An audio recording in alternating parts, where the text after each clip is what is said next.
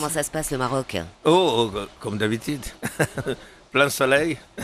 Tout à fait. Ça Ouais. change pas de l'Afrique. On est en Afrique. On est en Afrique, absolument. Oui, Voilà. oui. Alors, Bonga, comment ça se fait? Vous étiez athlète, vous avez abandonné tout cela pour aller chanter. J'étais obligé d'abandonner le sport Pourquoi? pour des raisons politiques. Ah, Et là, tac, passons à autre chose. Et je ne croyais pas. Ces copains, les copains qui étaient avec moi à l'époque, donc en Hollande, le producteur des Cap-Verdiens à Rotterdam, c'est lui qui m'a vu chanter. Dit, et pourquoi pas avec toi, Bonga, une de tes chansons que tu chantes dans les fêtes capverdiennes ici, etc. Et bien voilà, tout est commencé comme ça. alors justement, vous avez eu vraiment rapidement un grand succès, Bonga. Ah ben oui, c'était un disque très engagé, n'est-ce pas? Parce que bon, je ne pouvais plus retourner chez moi, en Angola. Donc tout ce que j'avais dans les tripes, il fallait, il fallait le chanter. Et j'ai profité de ce moment grandiose, n'est-ce pas? D'avoir un studio, oh my God, pour la première fois, et enregistrer tout ce que j'avais sur le cœur. Bonga, alors justement, la musique de Bonga, ça reste des sonorités très capverdiennes en fait. Non, Si, très angolaise. très angolaises.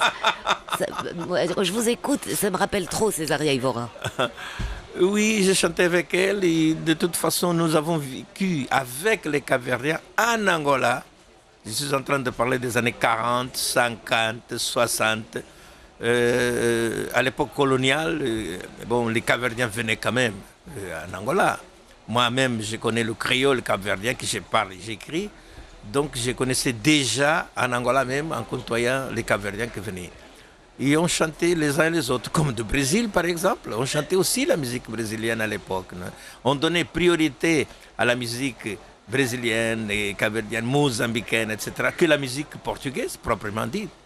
Donc vous voyez, il y avait déjà une solidarité entre nous. Et bien sûr, j'ai enregistré après, bon, Saudade, et non seulement. Justement, vous avez enregistré Sodade, c'était dans les années 70. Oui, avec Césaria, tout à fait. Alors, non, mais j'ai chanté avant Oui, elle. bah, Même. j'ai Et après, compris. on a fait le duo. Absolument. Ouais. Et en fait, quel souvenir vous gardez de Césaria Ivora? Aïe, aïe, aïe, aïe, grande dame, décontractée, profonde, nostalgique, mélancolique, mais d'une conscience vraiment.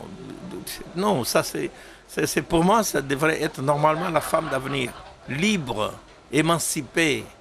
Elle assumait tout ce qu'elle faisait. Elle fumait sa cigarette devant n'importe qui.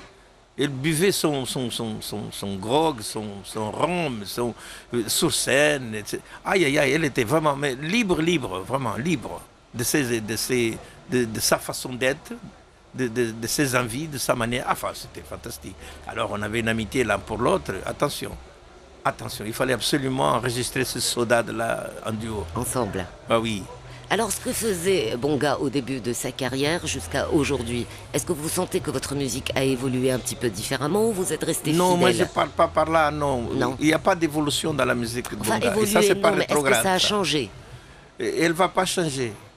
Parce que, au point de vue des paroles, des textes, elle ne change pas parce que l'Angola ne change pas non plus, malheureusement. Malgré le pétrole, les diamants, enfin beaucoup d'argent, beaucoup de fric, bon, il y a toujours des choses à dire au point de vue engagement. Mais par contre, dans son contenu rythmique, ah, il est là toujours. Ça ne change pas. Il est là, il est là, il est là. On m'a déjà proposé pas mal d'autres choses, effectivement, les grandes multinationales, qui moi, ça ne m'impressionne pas. Alors, je ne veux pas changer de mesure, je ne veux pas changer de route, je vais continuer dans la mienne. Et quand on écoute et quand on entend le tango, c'est le tango toujours.